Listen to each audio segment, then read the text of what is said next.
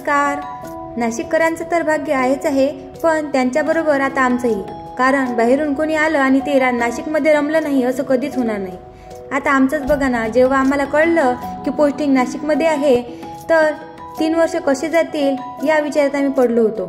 कारण आपल्या गावापासून खूप दूर आहे, पण हेच नाशिक आम्हाला कधी आपलं वाटायला लागलं समजलंच नाही। नाशिकमध्ये रोज का फिरायला जातो म्हटलं तर इथे फिरायला आहे, पण त्यापैकी मला आवडणारे मोस्ट ब्युटिफुल प्लेस म्हणजे सप्तशृंगी आईचा वणीगड आणि त्र्यंबकेश्वर। या ठिकाणी गेलं ना तर एकदम शांत वाटते। धार्मिक स्थळ तर आहेच आहे, पण पर्यटन स्थळ पण एकच नंबर।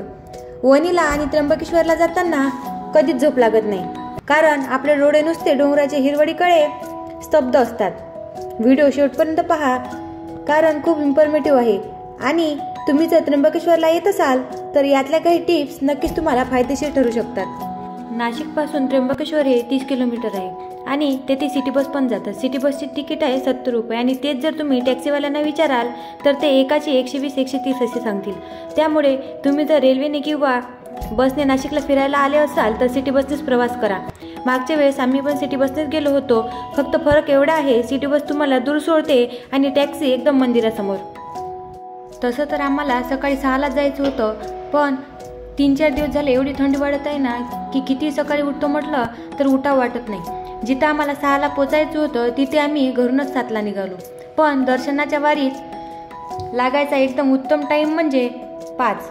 आपण जर 5ला सकाळी लागलो बारी तर आपलं दर्शन लवकर होऊ शकते। आम्ही घरूनच निघालो 7ला आणि गाडी वगैरे पार्किंगला लावली। ते पार्किंगचे पण 100 रुपये घेतात। चप्पल वगैरे ठेवण्याची सुविधा होती, पण आम्ही आमच्या चपला गाडीतच काढल्या होत्या। मंदिराच्या परिसरात फूल, हार, प्रसाद विकायला असते। फूल बघू शकता की तुम्ही फ्रेश आहे। दर्शनाची बारी पाहूनच आम्हाला अंदाज आलाच होता आपल्याला दर्शनासाठी 4 ते 5 तास लागणारच आहे। तरी आम्ही काही न खाता पिता बारीत लागलो, पण तुम्ही असं अजिबात करू नका, कारण सोबत जर लहान मुलं असेल तर सोबत पाण्याची बॉटल आणि खायचं सोबत पाहिजेच। कारण मी खूप लेकरांना रडताना बघितलंय। काही लोकांना तर मुलांना खायला आणण्यासाठी बारीच्या मधातून जावं लागलं आणि 4-4 तास लोक उभे असतात, म्हणून मागून पुढे कोणाला जाऊच देत नाही। म्हणून पाण्याची बॉटल आणि खायचे पाकिट आपल्या जवळ ठेवायचेच। कैवल्याची तर कुठेही गेला तरी काही ना काही मस्ती चालूच असते। आताच बघा ना, इथे काही खेळायला नव्हतं म्हणून या लोखंडी ग्रिल सोबत 1 तास खेळायला लागला। जर कोणत्या कारणास्तव तुम्हाला बारीत लागायचं नसेल तर तुम्ही VIP पास घेऊन सुद्धा दर्शन घेऊ शकता। तसं दोन्ही लाईन समोर जाऊन एकच होतात, पण फरक एवढा आहे, जर तुम्ही VIP पास घेऊन दर्शन कराल तर तुमचं दर्शन कमी वेळामध्ये होऊन जाईल।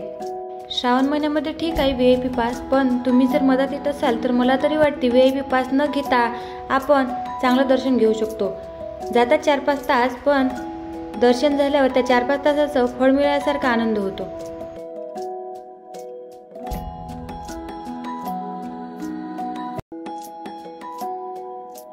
बारीमध्ये लागलो आणि मंदिराच्या परिसराचा आनंद घेत मुंगीच्या पावलाने बारी पुढे पुढे सरकत होती।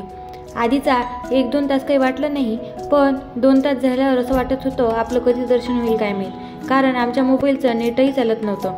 मग काय, बारीच्या हॉलमध्ये महामृत्युंजय मंत्र चालूच होता। सलग 2 तास ओम त्र्यंबकम यजामहे सुगंधिं पुष्टिवर्धनम् उर्वारुकमेव बंधना मृत्योर्मोक्षयमामृता असा जाप करत बारी पार केली।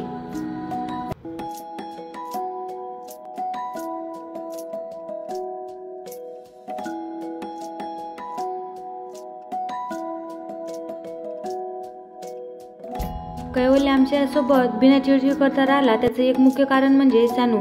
कारण आम्ही 5 नाही 6 तास उभं राहिलो असतो, पण कैवल्य नाही। त्याच्यासोबत खेळत खेळत सानूने त्याला बोरच नाही होऊ दिलं। तो जर आला नसला ना तर आमचं दर्शन करणंही कठीणच होतं, म्हणून अशा एंटरटेन करणाऱ्या मुली पण सोबत पाहिजे।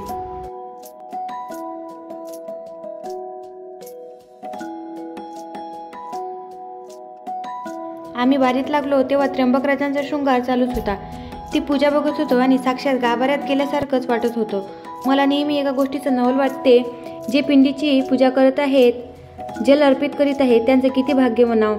ज्या देवाच्या मंदिराच्या पायथ्याला हात लावला की आपल्याला स्वतःला खूप नशीबवान फील होतं, त्यांना तर पूजा करायला मिळते। जशी जशी बारी पुढे सरकत होती तशी तशी दर्शनाची आतुरता मनात वाढतच होती।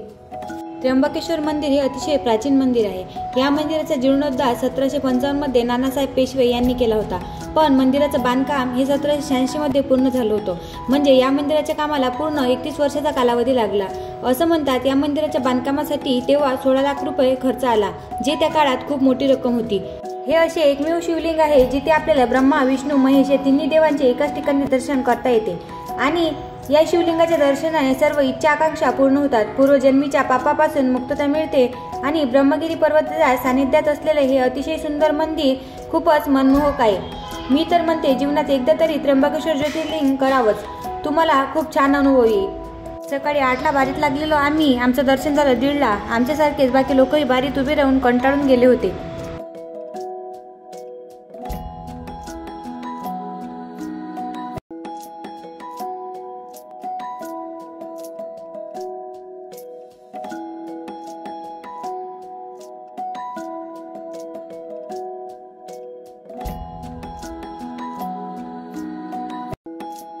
दर्शन केलं आणि मंदिराच्या परिसरात फोटो वगैरे काढून घेतले.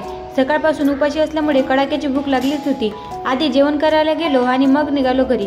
तुम्हाला आजचा ब्लॉग कसा वाटला हे नक्की सांगा.